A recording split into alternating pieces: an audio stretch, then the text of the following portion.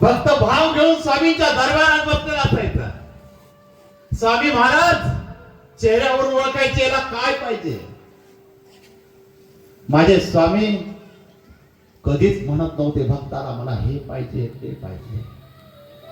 फक्त भक्ताला सांगायचे तुझ्या मनातला भाव मला दे, मला काहीच नको. माझे स्वामी महाराज माझा ब्रह्मांड नायक जो प्रगट झालेला आहे तो भक्तांना देण्यासाठी प्रगट झालेला आहे, घेण्यासाठी नाही. महाराज अक्कलकोटला असताना वारंवार भक्तांना सांगायचे माझ्याकडे फक्त एक लंगोटी आहे, बाकी माझ्याकडे काहीच नाहीये, मला काहीच नको. मालोजी राजांनी ज्यावेळेस स्वामींपुढे काही अपशब्द वापरले होते महाराजांनी त्यांच्या मुखामध्ये वाजवली होती आणि महाराज मालोजी राजांना बोलले होते माझ्या लंगोटीमध्ये हजारो राजे निर्माण करेल, तू कोण. महाराजचा राग फार अनावर असायचा आणि ज्या वेळेस माझ्या स्वामींना राग यायचा डोळे लाल ते झुंद होत असायचे आणि ज्यावेळेस महाराजांचे लाल डोळे झाले कोणाची हिंमत होत नसायची स्वामींपुढे जाण्याची. अनेक भक्त बाजूला होऊन जायचे. बाळप्पा महाराजांमध्ये सुद्धा हिंमत नसायची की स्वामींपुढे जावं सांगावं स्वामी शांत व्हा. महाराजांचा राग कसा असायचा, महाराजांचा राग कसा शांत होणार. गुरु लीलामृत मध्ये सुंदर वर्णन केलेले. वामन बुवा म्हणतात या गुरु लीलामृतामध्ये की स्वामींना जेव्हा राग यायचा या अक्कलकोट मध्ये अशी कोणती शक्ती नाही का स्वामींना शांत करू शकेल. असा कोणता भक्त नाही तो स्वामी पुढे जाऊ शकेल. स्वामी महाराज रागात असल्यावर कोणी जात नसे, फक्त लांब पळून जात असे, हिंमत होत नसे कोणाची. आणि त्या अक्कलकोट मध्ये हा मन्याबा येडा होता. हा मन्याबा येडा येड्यासारखा फिरत असे आणि त्याच्याबरोबर एक सोनारी नेडी असे. हे दोघं फक्त हिंमत करत असे. लोक त्यांना पाहून आणत असे. स्वामींना राग आलेला आहे, तो राग अनावर झाला पाहिजे त्यावेळेस या दोघांना समोर केला जात असे. आणि माझा ब्रह्मांड नाईक ज्यावेळेस बसताना असायचा ही सोनारी नेडी आणि हा मन्याबा आल्यावर ते एक भजन गात असे. ज्ञानबा तुकाराम ओळखीत काय काम, ज्ञानबा तुकाराम ओळखीत काय काम, ज्ञानबा तुकाराम ओळखीत काय काम, ज्ञानबा तुकाराम ओळखीत काय काम. ज्या वेळेस हे भजन चालायचं माझा ब्रह्मांड नाही खदा खदा खदा खदा असू लागायचं आणि त्याला ब्रह्मांड असते म्हणत असे. आणि ज्यावेळेस ते ब्रह्मांड असते होत असे आणि त्यावेळेस अनेक भक्त स्वामी पुढे जे राहतात ते मागून घेत असे. ज्याला जे पाहिजे ते त्याला स्वामी देत असे. एक माधवाचार्य होते, स्वामींचे निस्सीम भक्त होते. हृदयामध्ये स्वामींचं स्थान होतं. मला ह्या स्वामींशिवाय ह्या जगामध्ये माझं कोणीच नाही, माझं सर्वस्व स्वामी आहे. इतकी भक्ती या माधवाचार्यांची स्वामींवर होती. पण त्यांच्यावर काही कर्ज झालं, कर्ज अफाट होऊ लागलं. मन लागत नव्हतं काय करावं ह्या कर्जापायी. आणि अशातच जी त्यांना साथ देणारी त्यांची पत्नी त्यांना सोडून गेली. माधवाचार्य हतबल झाले. पत्नी सोडून गेली, आपल्या समोर पडलेली आहे. आणि माधवाचार्य त्या पत्नीजवळ मांडीवळून बसलेले आहे. डोक्यावर कर्जाचा बोजा आहे. जी अर्धांगिनी जे आयुष्यभर मला साथ देते ती पण मला सोडून गेलेली, काय करू. आणि ज्या ठिकाणी पत्नी पडलेली आहे तिच्याकडे सारखं पाहताय, डोळ्यातले अश्रू थांबत नाही त्यांच्या. मला सोडून गेलेस, तुझ्याशिवाय माझं ह्या जगामध्ये कोण आहे. आणि पत्नीची मान उचलली, आपल्या मांडीवर ठेवली आणि माधवाचार्य ढसा ढसा रडू लागले त्या ठिकाणी. कारण की आयुष्यामध्ये ज्या पत्नीने साथ दिली, प्रत्येक संकटात दिली, प्रत्येक वेळेस माझ्या सोबत होती, आज तीच माझ्या सोबत नाहीये. जी माझ्या अर्धांगिनी आहे, माझ्याकडून आता कर्ज फेडलं जाणार नाही, मला आता कोणाचा आधार नाही. आयुष्यामध्ये माणसाची सर्वात जवळचं कोणी असेल तर ती पत्नी. आयुष्यात आपल्याला सर्व सोडून जातात, आपले आईबाप सुद्धा आपल्याला सोडून जातात, आपण मुलांना किती जीव लावा मुलं सोडून जातात. आयुष्यभर आपल्या जवळ कोणी असेल तर आपली पत्नी असते आणि आपला पतीच असतो. ह्या दोघांशिवाय कोणीच नसतं. म्हातारपणी जरी दोघं बसले, मुलांचा त्रास असला, काही असलं तरी दोघं एकमेकाकडे पाहून दिवस काढत असतात की कोणाचा तरी आधार आहे, आणि एकमेकाला आपलं दुःख सांगून दोघं रडून घेत असतात. ते पती पत्नीचं नातं आहे. या सृष्टीवर कोणतं सुंदर नातं असेल ते पती पत्नीचं नातं आहे. तुम्ही रागामध्ये पत्नीला काही बोला, तुमचा राग कोणी सहन करत असेल तर ती फक्त तुमची पत्नी. पण ती काय बोलली तर ते तुम्हाला कधीच सहन होणार नाही. तुम्ही 4 जणांनी का तिची इज्जत काढा. म्हणून देवाने दिलेली पत्नी अशी देण आहे, आयुष्याच्या शेवटच्या वाटेपर्यंत आपल्या सोबत असते ती पत्नी असते. शेवटच्या क्षणासोबत कोणी असेल आपल्या सोबत तर ती पत्नी असते. कारण की म्हातार झाल्यावर तुम्ही बघा, म्हातार झाल्यावर पत्नी म्हणते माझ्या नवऱ्याच्या आधी मी नाही गेली पाहिजे. नवरा गेला तर चालल म्हातारपणी आधी. का? जर म्हातारपणी मी आधी गेली तर सुना पुढं माझा नवरा सहन करणार नाही, दिलेली भाकर कधी खाणार नाही. कारण माझा नवरा कसा आहे मला माहित आहे. त्याचं ती आवरणार नाही आणि त्याला त्याचं दुःख सहन होणार नाही. मी कशी जगून गेली मला सवय आहे, पण माझ्या नवऱ्याला सवय नाही. तो विचार करणारी कोणी असेल तर ती पत्नी. हे माधवाचार्य आपल्या पत्नीने जी मान आपल्या मांडीवर घेतली, रडू लागले, ढसा ढसा रडू लागले. मला सोडून गेले, आता मी काय करणार, कसा जगणार, राहिलेलं आयुष्य मी कसं काढणार. पत्नीच्या वियोगामध्ये रडत असताना भानावर राहिले नाही माधवाचार्य. गावातील लोक गोळा झाले, वेळ झाले आणि ती तिरडी बांधली, त्याच्यावर माधवाचार्यांच्या पत्नीला ठेवण्यात आलं. माधवाचार्य भानावर नव्हते आणि पत्नीचे 10 दिवस झाल्यानंतर माधवाचार्य एकटे पडले आणि एकटे कोपऱ्यात बसून रडू लागले. ज्यावेळेस त्यांना एकटं पण जाणू लागलं, जीवन जगावं कसं, राहावं कसं, काहीच समजत नव्हतं. लोकांचे कर्जासाठी दारावर सावकार येऊ लागले, रोज काय काय बोलू लागले आणि त्यातच त्यांच्या डोक्यावर परिणाम झाला आणि ते येडसर होऊन गेले. गावामध्ये स्वतःचे कपडे फाडून फिरू लागले इकडं तिकडं. कुठे जावं काही समजतच नव्हतं, स्वतःचं भान राहिलं नव्हतं. आणि माझा ब्रह्मांड नायक अक्कलकोटला वटवृक्षाच्या छायेमध्ये बसलेले असताना त्या माधवाचार्याची काळजी करतोय. माधवा ये, अरे आम्ही वाट पाहतोय, लवकर आहे. महाराज त्यावेळेस बारीक आवाजामध्ये बोलत होते. बाळाप्पा महाराज स्वामींकडे बघत होते. ज्या माझ्या ब्रह्मांड नायकाचा आवाज एवढा मोठा आहे, हा एवढ्या बारीक स्वरूपामध्ये माझा ब्रह्मांड नायक कुणाला आवाज देतोय. बाळ्या तुला नाही कळणार, आमचा माधव एवढा झाला, वाट पाहतोय. आणि महाराज उठून गेले तिथून. माधवाचार्य गावामध्ये येड्यासारखं फिरत असताना 2 भक्त अक्कलकोटचे चाललेले होते. कोणाकडे जे दिल ते मागायचं, येडसर सारखं अंग वाचायचं. अंग कधीची आंघोळ केलेली नाही, केसांमध्ये घाण विचित्र अवतार होऊन गेलेला.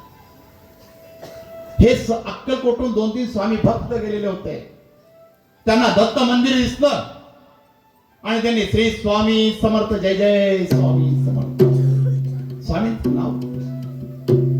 माधवाचार्य त्या दत्त मंदिराजवळ बसलेले होते आणि 3 जण तिथे येत आहे. श्री स्वामी समर्थ जय जय स्वामी समर्थ स्वामी समर्थ स्वामी समर्थ मनामध्ये स्वामींचा जप चालू होता आणि ते शब्द माधवाचार्यांच्या कानावर पडले. माधवाचार्य दचकले. हा आवाज कुठेतरी मी ऐकलेला आहे. दचकून इकडे तिकडे बघू लागले आणि त्या तिघांकडे लक्ष गेले. त्या तिघांच्या मुखामधून निघते श्री स्वामी समर्थ जय जय स्वामी समर्थ श्री स्वामी समर्थ. माधवाचार्य त्यांच्याकडे बघू लागले. हातामध्ये जी खात असलेली वस्तू खाली पडली. डोळे पुसले, डोळ्यामध्ये अश्रू येऊ लागले, डोळे पुसू लागले, त्यांच्याकडे बघू लागले आणि हात सोडू लागले. तुम्ही कोणाचं नाव घेताय? माझ्या स्वामींचं नाव घेताय. मी विसरलो होतो. मी आता भरणावर आलेलो आहे. परत एकदा माझ्या स्वामींसाठी हे नाव घ्या. एकदा तरी माझ्या स्वामींचं नाव घ्या. मला आनंद होतो, मला बरं वाटतंय. ही गुरुची ओढ माणसाला स्वस्तच बसू देत नाही.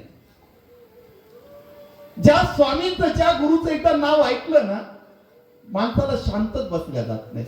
गुरुची ओढ ही फार वेगळी असते शिष्यासाठी. हे नातच फार वेगळं आहे. आणि ते नातं या माधवाचार्याचं स्वामींशी होऊन गेलेलं होतं. स्वामींचं नाव ऐकल्यावर डोळ्यामध्ये अश्रू आले आणि स्वामींची आठवण झाली. मी का विसरलो त्या स्वामींना? मी एवढ्या संकटात असताना मला आठवण का नाही झाली? माझी पत्नी मला सोडून गेली तरी मला स्वामींचं नाव नाही आठवलं. मी कर्ज बाजारी झालो तरी मला स्वामींचं नाव नाही आठवलं. आणि स्वतःचं डोकं झोडू लागले. स्वतःच्या शरीराकडे बघताय, ही माझी अवस्था काय? आणि ते 3 जण दत्त मंदिराजवळ असलेले माधवाचार्यांजवळ जातात. अरे काय झालं तुला? स्वामींचं नाव ऐकल्यावर एवढी तुझ्यात फरक? माधवाचार्य हात जोडताय, सांगताय, नाही हो, मी स्वामींजवळ होतो, स्वामींची सेवा करत होतो, विसरलो होतो त्यांना. तुम्ही मला आठवण करून दिली. आणि माधवाचार्य स्वतःला सावरू लागले आणि आंघोळ केली आणि पाऊल वाटेने स्वामींकडे जाऊ लागले. माधवाचार्य अक्कलकोटला येत आहे. असंख्य स्वामी भक्त स्वामी समोर बसलेले. ब्रह्मांड नायक श्री स्वामी समर्थ महाराज भक्तांना आशीर्वाद देत आहे. प्रत्येक भक्त आपली इच्छा घेऊन स्वामींना सांगतोय आणि माधवाचार्य स्वामींना बघताय, स्वामींचं स्वरूप बघताय आणि स्वामी समर्थांना लांबून नमस्कार करताय. स्वामी स्मित असं मंद हसतात. स्वामी एवढे आनंदी आहे. स्वामींच्या चेहऱ्यावर हसते आणि भक्तांच्या मुखामध्ये नामस्मरण आहे. स्वामी समर्थ माझी आई, मजला ठाव द्यावा पायी. स्वामी समर्थ माझी आई, मजला ठाव द्यावा पायी. स्वामी समर्थ माझी आई, मजला ठाव द्यावा पायी. स्वामी समर्थ माझी आई, मजला ठाव द्यावा पायी. स्वामी समर्थ माझी आई, मजला ठाव द्यावा पायी. तुझ्या विना कोणी नाही, तुझ्या विना कोणी नाही. स्वामी समर्थ माझी आई, मजला ठाव द्यावा पायी. स्वामी समर्थ माझी आई, मजला ठाव द्यावा पायी.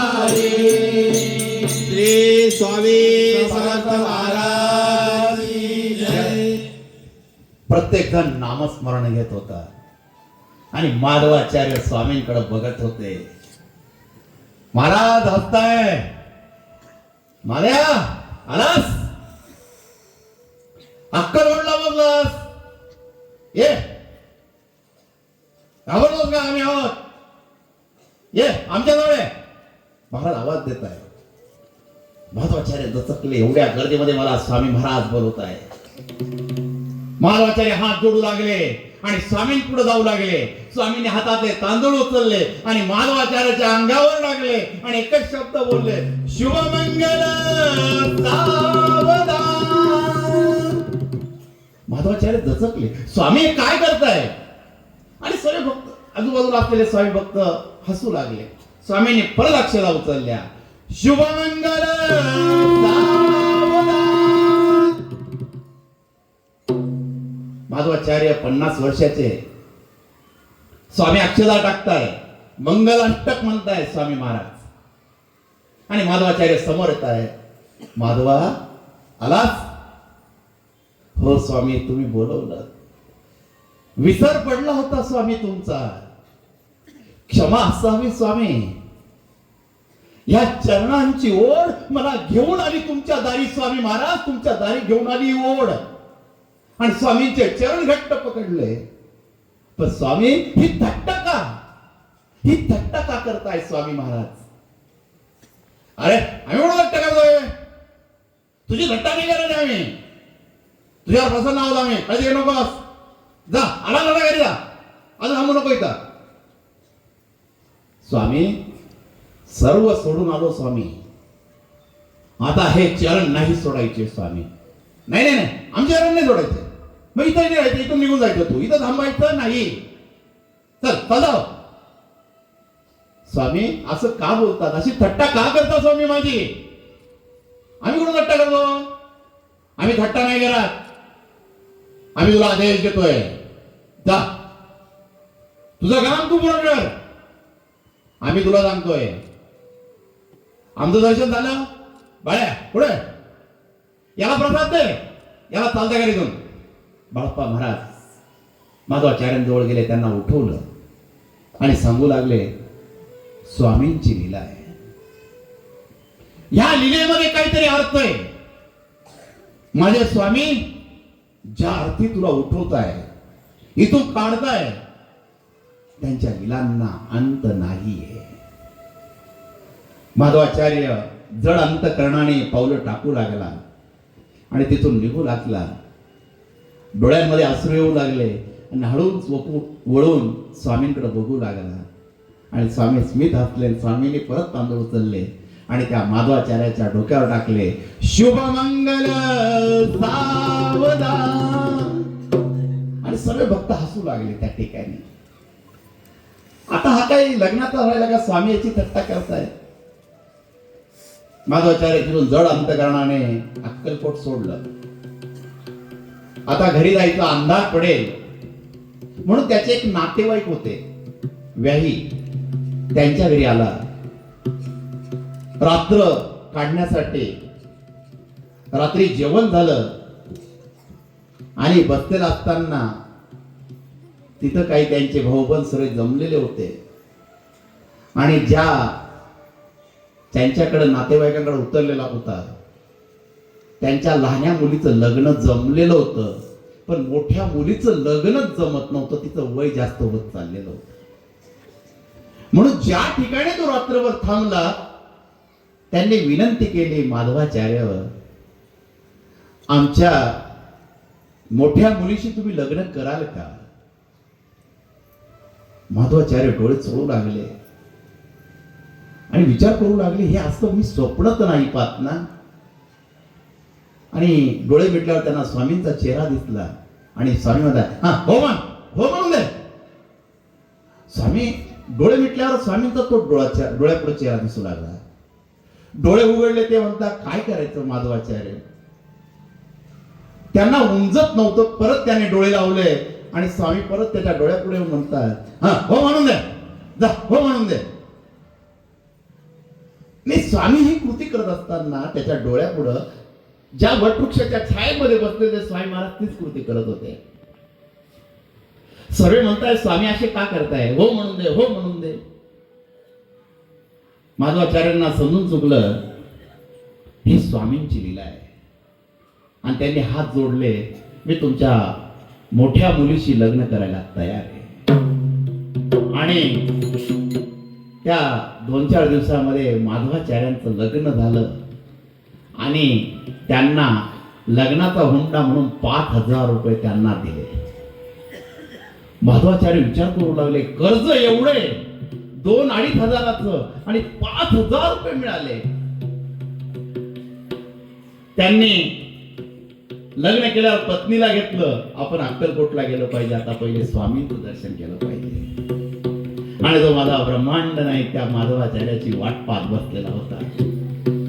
माधवाचार्य आपल्या पत्नीला घेऊन तिथे येत आहे, सर्व भक्त बघत आहे, सर्वांचे डोळे मोठे होत आहे. ज्या माधवाचार्याला आपण हसत होतो, त्याची टिंगल करत होतो, तो माधवाचार्य आपल्या पत्नीला घेऊन स्वामी समोर येतोय. आपलं चुकलेलं आहे, स्वतःची लाज वाटू लागली, सर्वांनी त्या लाजेने माना खाली घातल्या आणि माधवाचार्य फटामाटा स्वामी समोर येतोय, आपल्या पत्नीला घेऊन येतोय.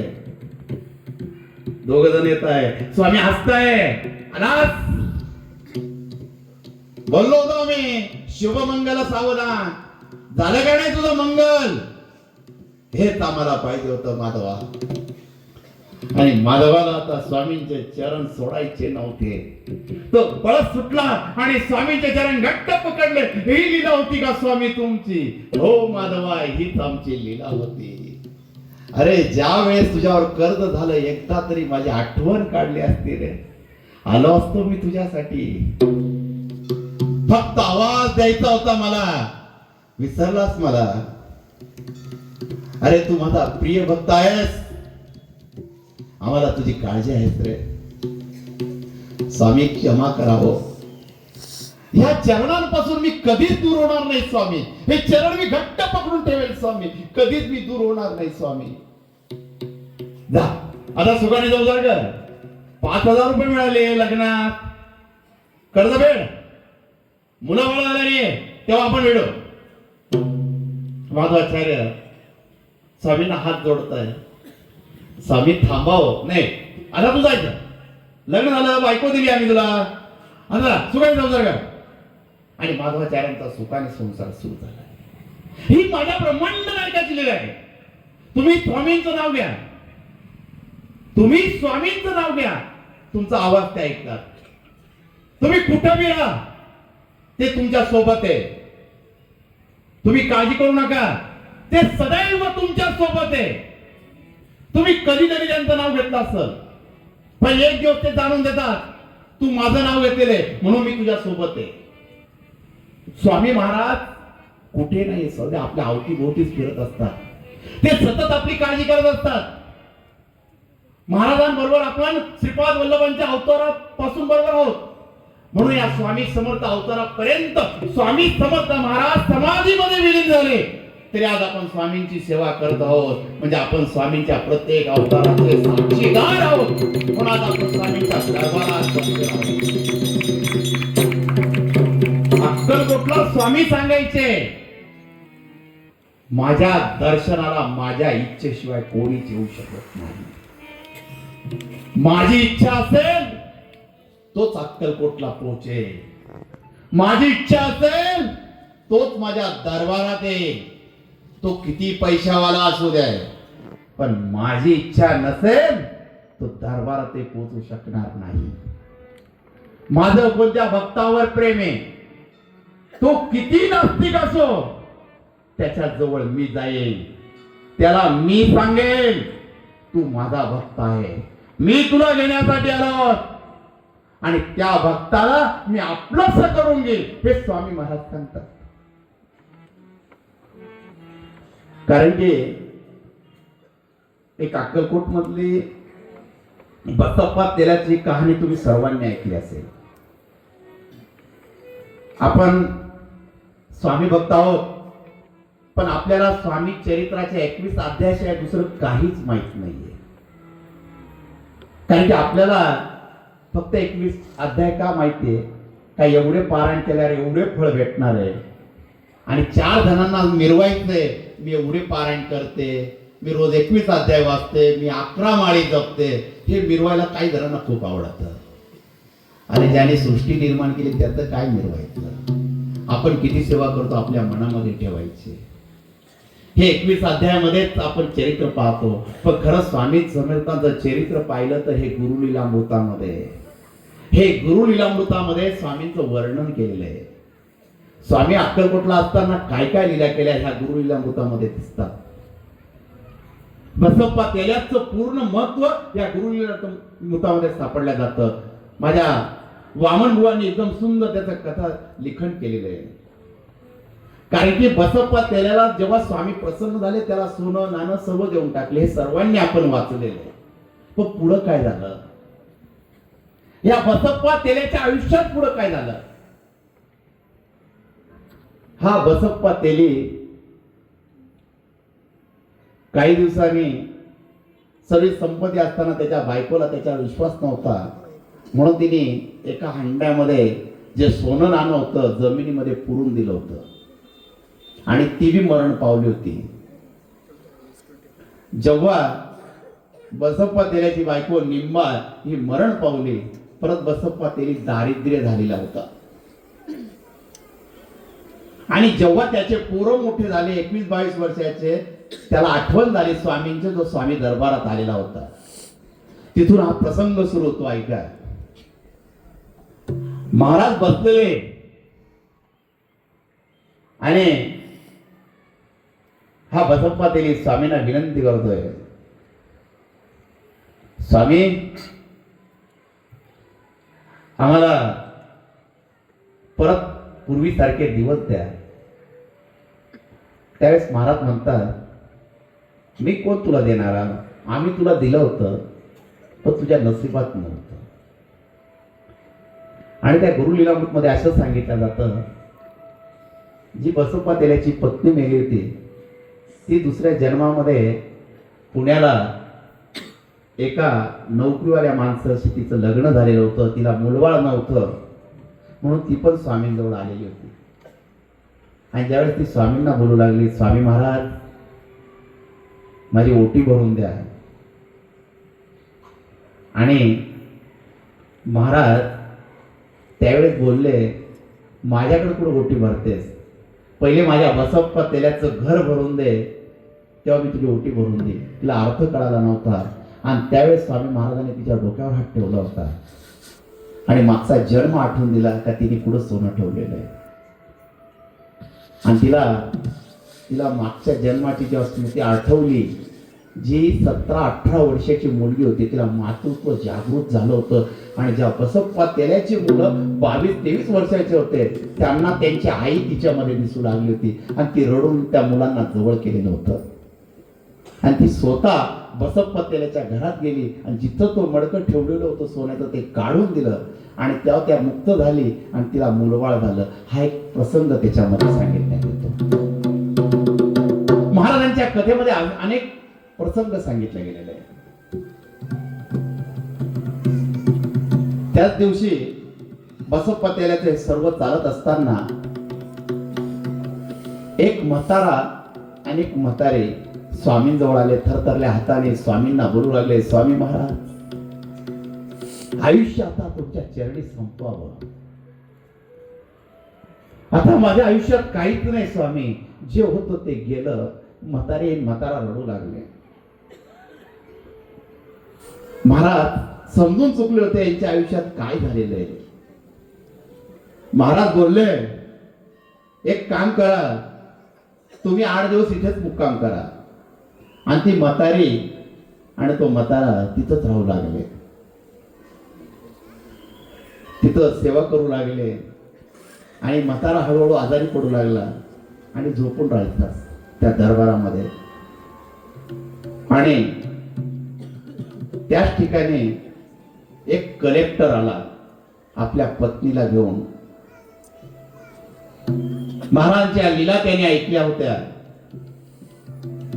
महाराजांच्या लीला ऐकल्यावर तो स्वामींच्या दरबारामध्ये अक्कलकोटला पोहोचलेला होता.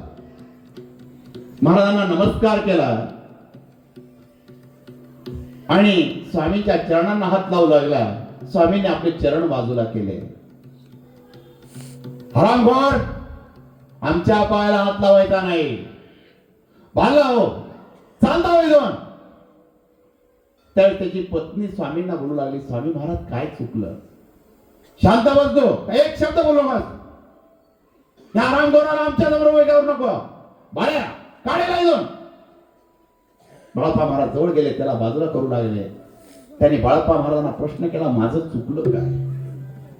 आम्हाला विचारलंस माझं चुकलं काय? त्या म्हाताऱ्याला विचार, तुझं चुकलं काय? हरामखोर आला कुठून? याला बाळ पाहिजे, आम्ही बाळ देणार. माझ्या दरबारात द्यायचं रे, चाल. महाराज इतके चिडले, हा दचकला त्या ठिकाणी. महाराजांपुढे बोलावं कसं? आम्ही आमची इच्छा घेऊन स्वामींपुढे आलेलोय, स्वामींना सांगावं कसं?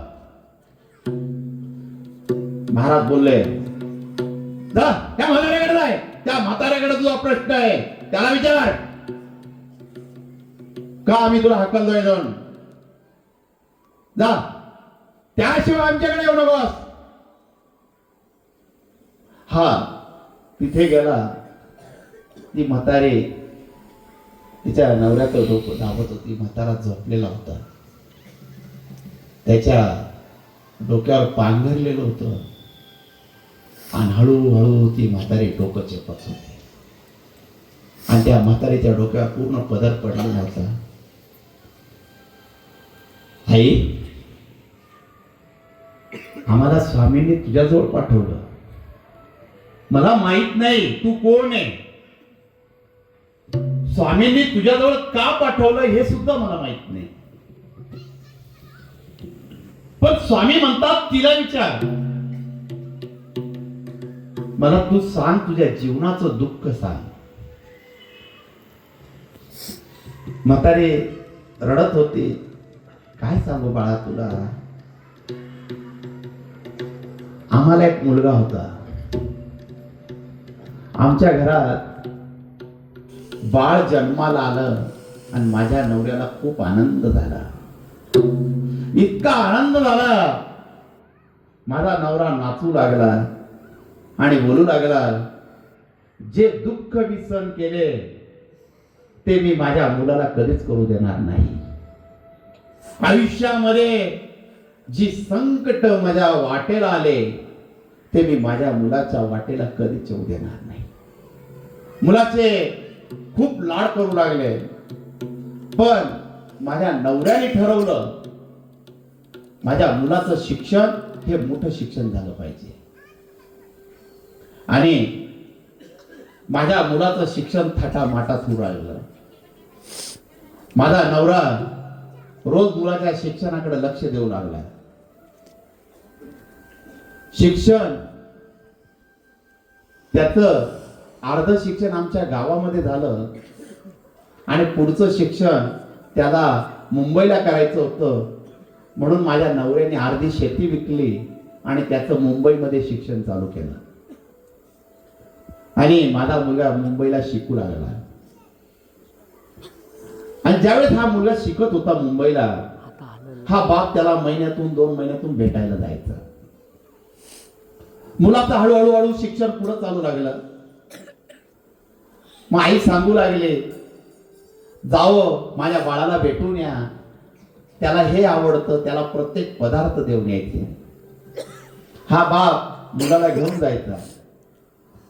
पण हळूहळू मुलाचं शिक्षण जास्त वाढू लागलं. तो मोठमोठ्या चांगल्या कॉलेजला शिकू लागला. आणि ज्यावेळेस हा बाप खेड्यातला येऊ लागला, मुलाला बापाची लाज वाटू लागली. म्हणून तो बापाला सांगू लागला, तुम्ही शाळेकडे नका येत जाऊ, मीच तिकडे येते. मग असं करून बाप त्याला बाहेरच भेटत असेल, निघून येत जायचे. पण बापाला काहीच समजत नव्हतं, हा मुलगा असा का वागतोय. हे रोजचं उरायलं. कायम हा जात असताना कायम तो मुलगा त्याला इग्नोर करत असे. आता त्याचं कलेक्टरचं शिक्षण सुरू झालं. बापाने होती ती शेती विकली, त्याच्या शिक्षणासाठी लावली. मुलाचं शिक्षण झालं. मुलगा आता चांगला कलेक्टर होणार म्हणून मुलगा आईला भेटायसाठी गावाकडे आला. आईला भेटला आणि परत मुंबईला गेला. मुंबईला गेल्यावर आता मुलगा मोठा झाला, तोच येत जाईल ह्या आशेने आईबाप त्याची वाट पाहू लागले. पण वर्ष झालं, 1.5 वर्ष झालं, मुलगा आलाच नाही. म्हणून आईला आठवण येऊ लागली. परत तिने नवऱ्याला सांगितलं, तुम्ही जा एकदा बघा. आणि ज्यावेळेस त्याचा बाप मुंबईला गेला, मुंबईला गेल्यावर मुलाने बापाला ओळखच दिली नाही. तो कसा तरी बोलला आणि बापाला समजून चुकला, आता आपला मुलगा जास्तच मोठा झालेला आहे. आणि त्यावेळेस मुलाने बापाला टाळलं. तो सांगू लागला, आईने हे दिलं ते दिलं. त्याला त्याची लाज वाटू लागली. त्याने आईच्या हातचं घेतलं नाही, तुम्ही इथून जा. बापाला काढून दिलं. बाप घरी आला. आता ती विचारू लागली, माझा बाळ भेटला का, माझ्या मुलाने काय सांगितलं. आता हा बिचारा वैतागलेला होता. मुलाने केलेल्या प्रसंगीला कसा सांगायचा. म्हणून त्याने काहीच सांगितलं नाही. हाय तसं चालू दिलं. पण परत आईची माया असते मुलासाठी. तिने परत सांगितलं, एकदा तरी मुलाला माझ्या जवळ घेऊन या, मला त्याला भेटायचंय. हा जेव्हा मुंबईला आला तर मुलाचं लग्न होऊन गेलेलं होतं. एका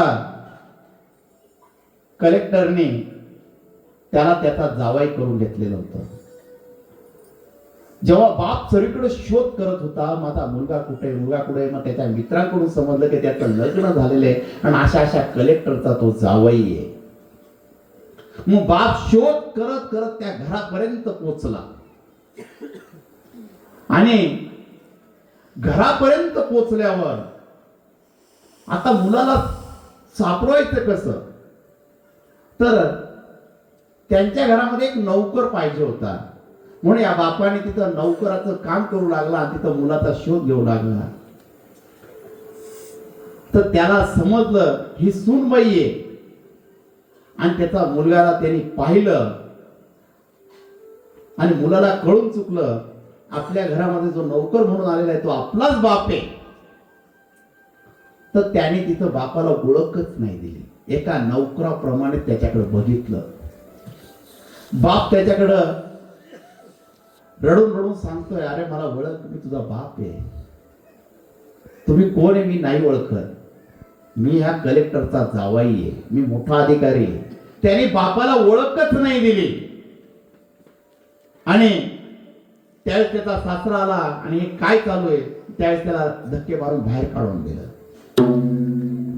बाहेर काढून दिलं. हा घरी आला. परत बायकोने विचारलं, काय हो मुलगा कसा आहे. हा सांगू लागला, मुलगा चांगला आहे. आता हिला काय सांगावं. बिचारा अंतःकरणाने दुखावलेला होता. काय बोलावं समजत नव्हतं.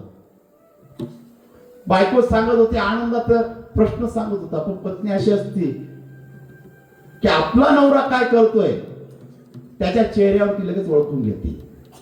म्हणून ती काहीच बोलली नाही. हा बोलला, मी बाहेर जाऊन आलो. आणि घराच्या बाहेर गेल्यावर एका कोपऱ्यात जाऊन ढसा ढसा रडू लागला. माझी बायको मला विचारते, मुलगा कसा आहे. मला आपला मुलगाच आपल्याला ओळख देत नाही. त्यावेळी तिने रडण्याचा आवाज ऐकला, बाहेर आले. तिने विचारलं काय झालं. त्यावेळी घडलेला प्रसंग त्याने सांगितला.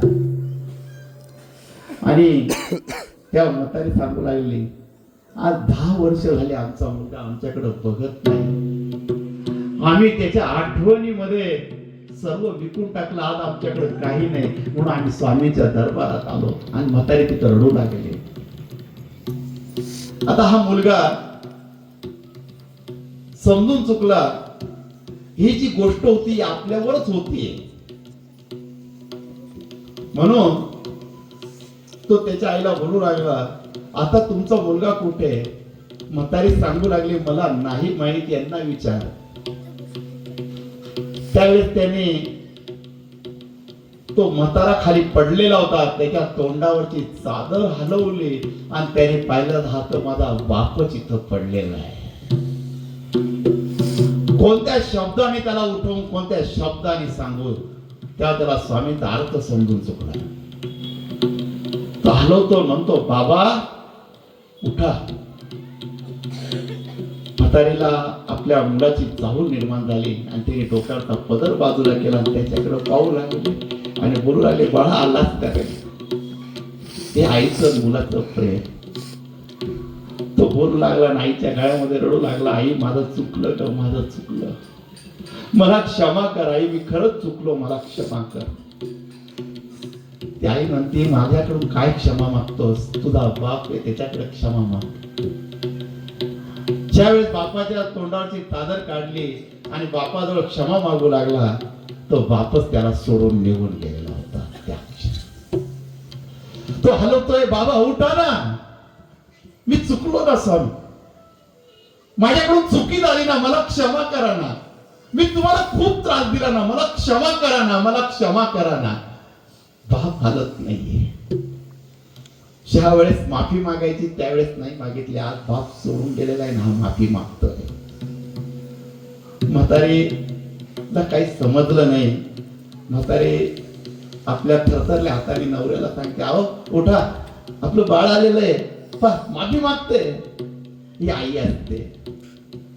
आपला मुलगा किती चुकला, किती अपराध केले, त्याच सर्व चुका पोटामध्ये कोणी टाकत असेल तर ती आई आहे.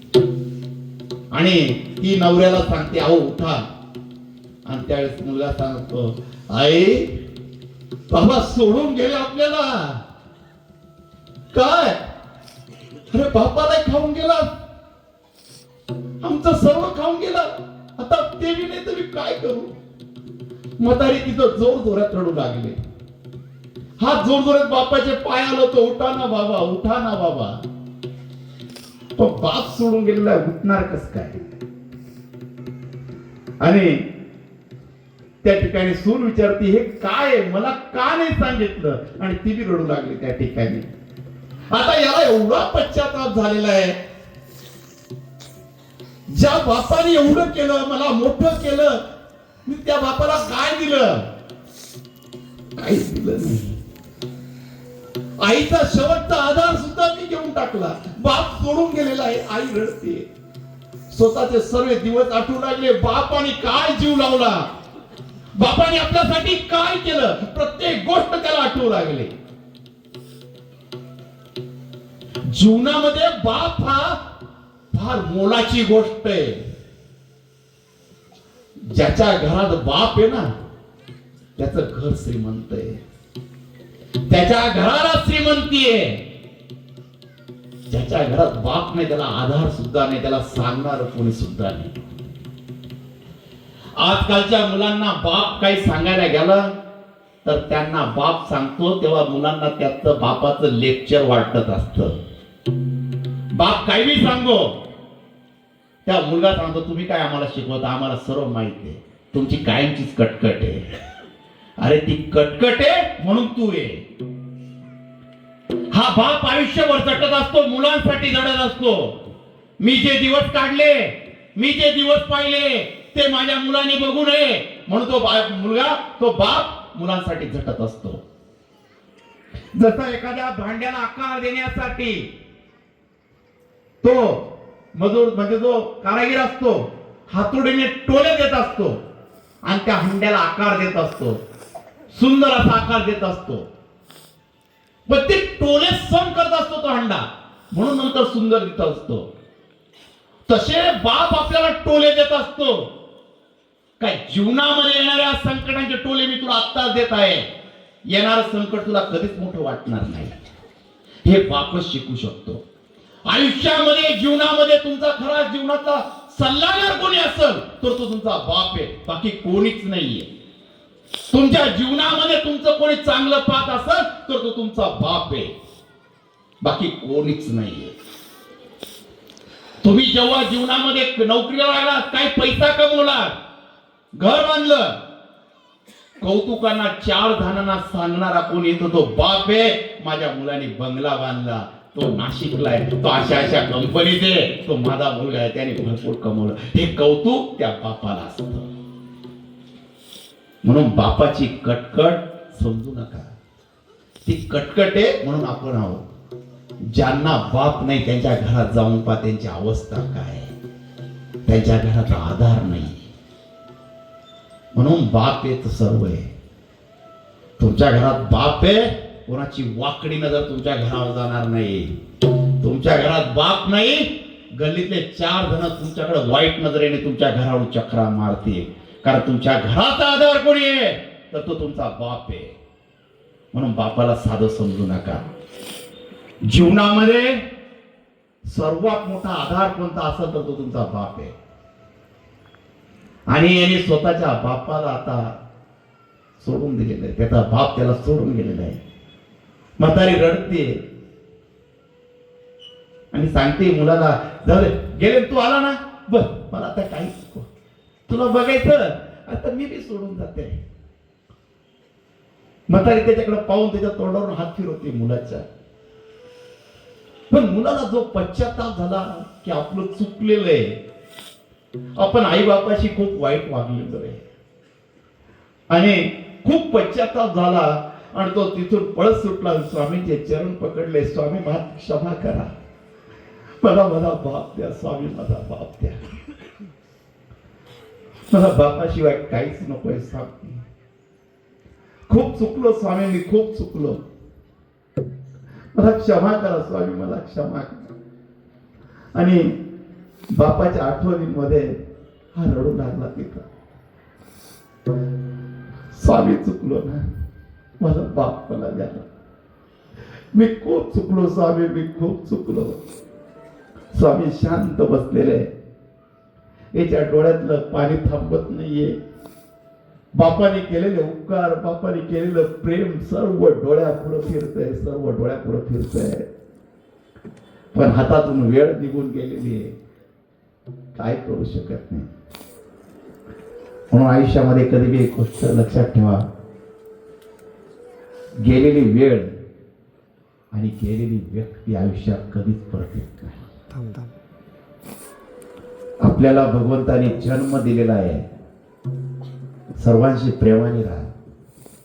कोण केव्हा आपल्याला सोडून जाईल हे कधीच सांगता येत नाही.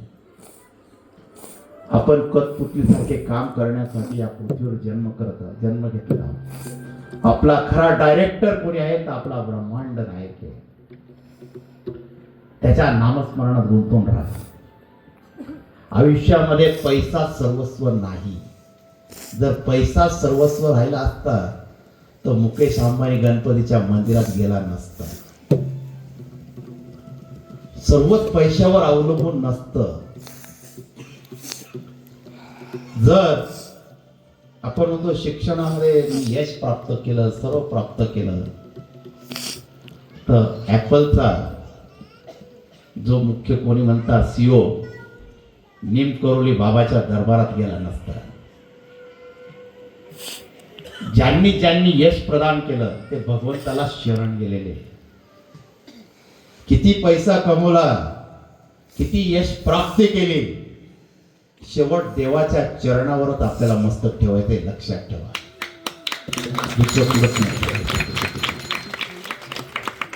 आपल्याला फक्त कारण पाहिजे. आपल्याकडे कोणी आलं, काही मागितलं, देवाच्या गोष्टी सांगितल्या आणि घरात एखादी व्यक्ती मृत पावली तर आपण काय सांगतो, आम्हाला सुतक आहे. बरोबर आहे ना? सुतक कोणाला आहे? आपल्याला आहे. आंघोळ कोण करतो? आपण. आणि सुतकामध्ये बिगर आंघोळीचं कोणाला आपण ठेवतो? देवाला. सुतक कोणाला आहे? आपल्याला आहे. बिगर आंघोळीचं कोण राहतंय? देव. सुतक आपल्याला आहे. रोज जेवण करू राहिले घरामध्ये आणि उपाशी कोणाला ठेवताय? देवाला. का? नैवेद्य नाही द्यायचं, आम्हाला सुतक आहे. उपाशी मारू राहिले देवाला. अरे फक्त कारण झाले. सुतकाचा अर्थच माहिती नाही. अरे सुतकामध्ये सुद्धा आपण देवाचं नामस्मरण घेत असतो. काय सुतक सांगत नाही हे करायचं नाही, ते करायचं नाही, याचा अर्थच समजत नाही.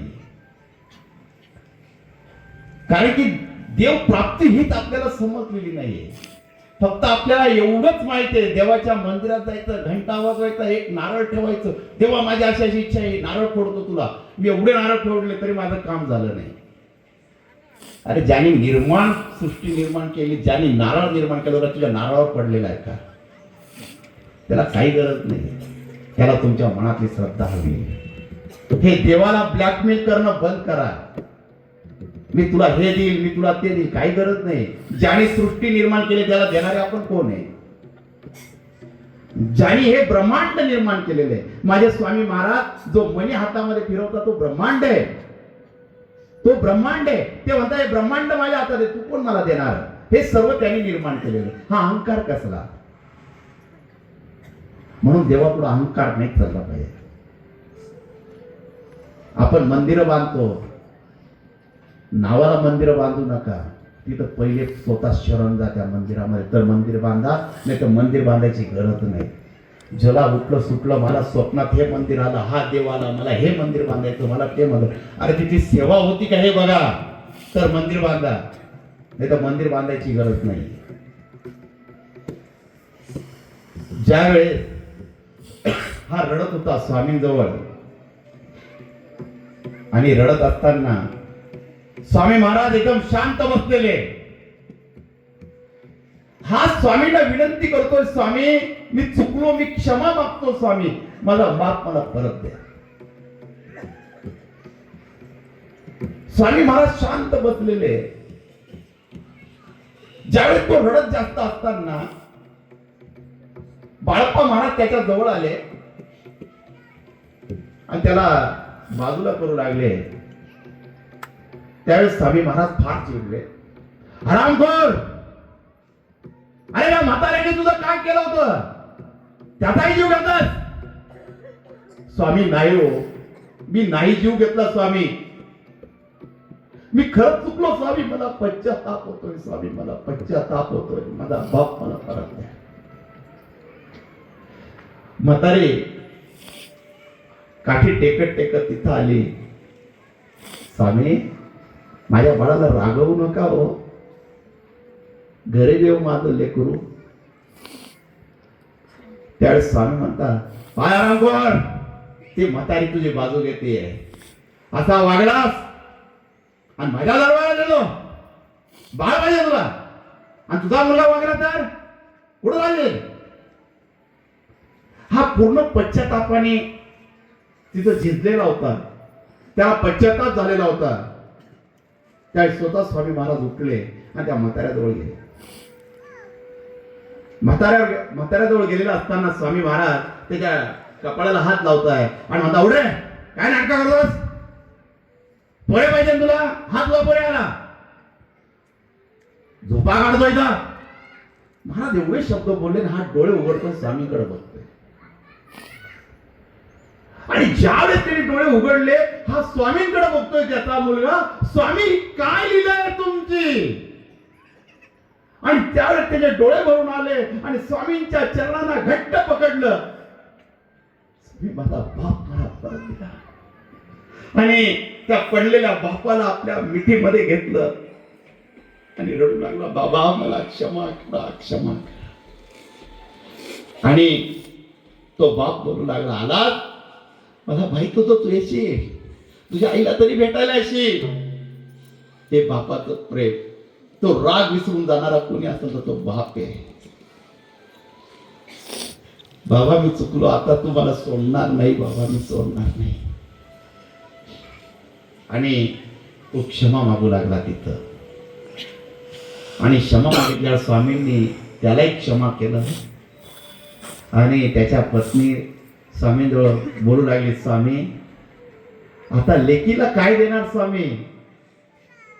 मुलाला बाप दिला, आता लेकीला काय देणार? ह्या लेकीची ओटी भरून द्या स्वामी. स्वामींना लेकी शब्दीमध्ये खूप ताकद आहे बरं का. कोणती महिला स्वामींच्या दरबारात बसली ना, एकच सांगत जा, महाराज तुमची लेक बसलेली लेकीची ओटी भरून द्या स्वामी. स्वामींचं मुलींवर फार प्रेम आहे आणि स्वामी बापासारखा आधार देत असतात महिलांना.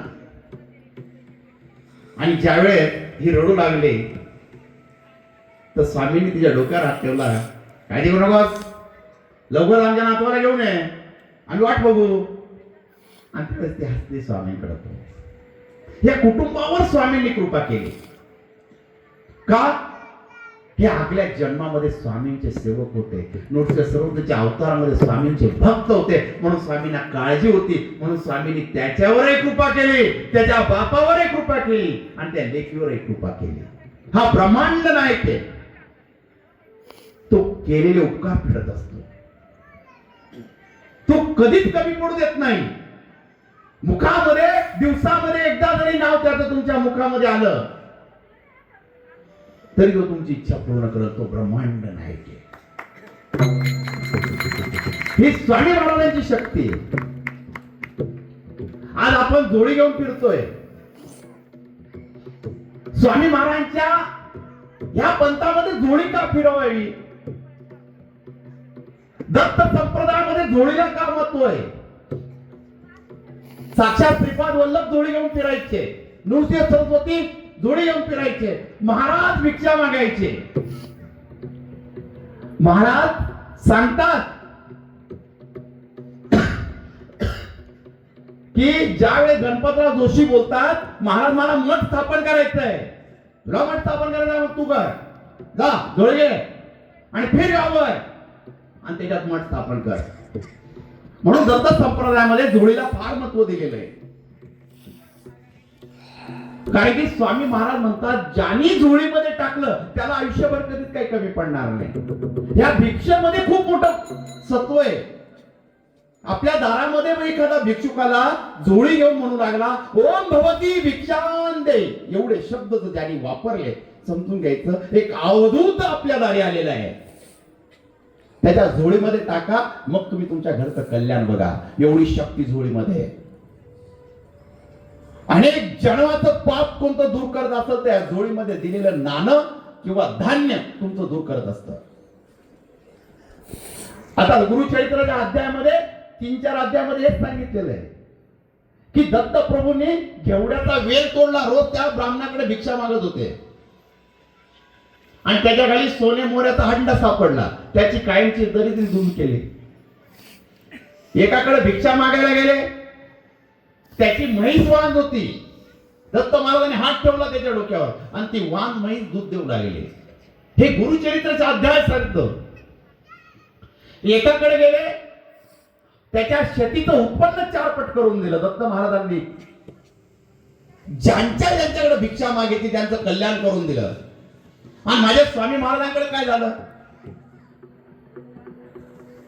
अनेक भक्तांचं कल्याण करून दिलं. दरिद्री ब्राह्मण होता, दत्त संप्रदायामध्ये सेवा करत होता. अनेक वेळा मुखामध्ये स्वामींचं नाव, दत्त महाराजांचं नाव असायचं, दिगंबरा दिगंबरा श्रीपाद वल्लभ दिगंबरा. दत्त महाराजांचं नाव सतत मुखामध्ये असायचं. आणि दत्त महाराजांचं नाव असताना या ब्राह्मणाला कधी वाटत नाही मी पाप केलेलं आहे. काय की जन्म झाल्यापासून माझ्या मुखामध्ये काय नाव आलं असेल तर फक्त दिगंबरा दिगंबरा श्रीपाद वल्लभ दिगंबरा. पण 18 विश्व दारिद्र्य हे त्याच्याच भोवती होतं, दुसऱ्याच्या नव्हतं. सगळे दुःख त्याच्याच भोवती होते, दुसऱ्याच्या नव्हते. आणि ज्या वेळेस ह्या ब्रह्माची वाईट परिस्थिती झाली, हा अक्कलकोटला आला. स्वामी बसलेले होते. ह्या ब्राह्मणाला वाटू लागलं की आताच जे जीवन आहे स्वामींच्या चरणी घालावं, स्वामी काहीतरी कृपा करतील. आणि हात जोडू लागला स्वामींना. जे 18 विश्व दारिद्र्य याच्यातून मुक्त करा स्वामी. दत्त महाराजांची एवढी सेवा केलेली आहे. हे सर्व समोर उभा होता आणि स्वामी महाराज त्यावेळेस त्याच्यावर चिडले. स्वामींचे डोळे लाल तेज बंद झाले. महाराज बोलले, या आराम करोला इथून काढा, याला माझ्या समोर ठेवू नका, हा बाहेर गेला पाहिजे इथून. हा विचार करतोय, अरे माझा जन्म झाल्यापासून मी कधी पाप केलं हे मला आठवत नाही. मग महाराज असे माझ्याशी का वागले? मला त्यांच्या दरबारामधून का काढलं हे त्याला समजतच नव्हतं. त्याला डोक्यामध्ये विचार करतो, असं कोणतं पाप झालं मला स्वामींनी दरबारातून बाहेर काढलं. तो रोज दरबारात येऊ लागला, रोज स्वामी चिडू लागले त्याच्यावर, रोज त्याला शिव्या देऊ लागले. आता हे रोजचं होऊ राहिलं.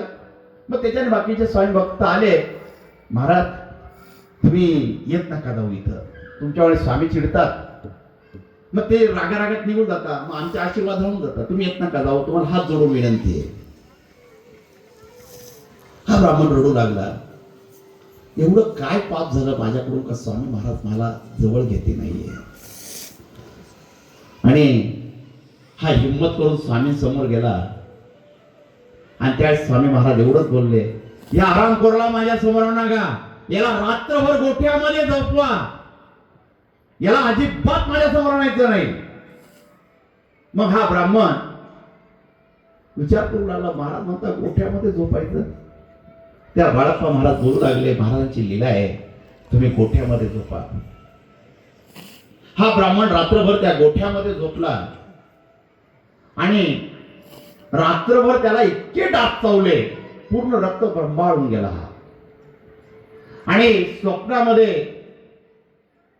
त्याचा कोणीतरी जीव घेतोय, तलवारीचे वार घेत आहे त्याच्या अंगावर, कोणीतरी कसाई त्याची मान कापतोय, असे स्वप्न त्याला दिसत आहे.